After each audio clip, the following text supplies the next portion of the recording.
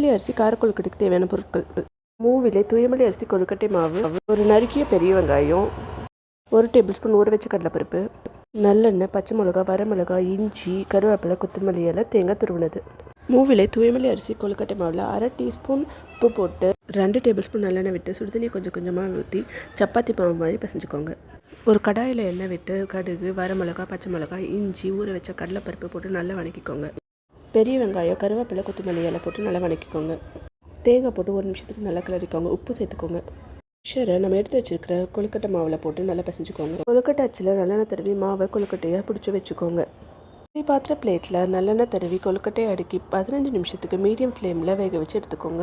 சாஃப்டான tasty and ஹெல்த்தியான மூவிலை தூயமல்லி அரிசி கார கொழுக்கட்டை ரெடி ஆகிடுச்சுங்க. டயபெட்டிக் வெயிட் லாஸ் பண்ணுறவங்களுக்கு ரொம்ப ஏற்ற உணவுங்க. தேங்க்ஸ் ஃபார் வாட்சிங்.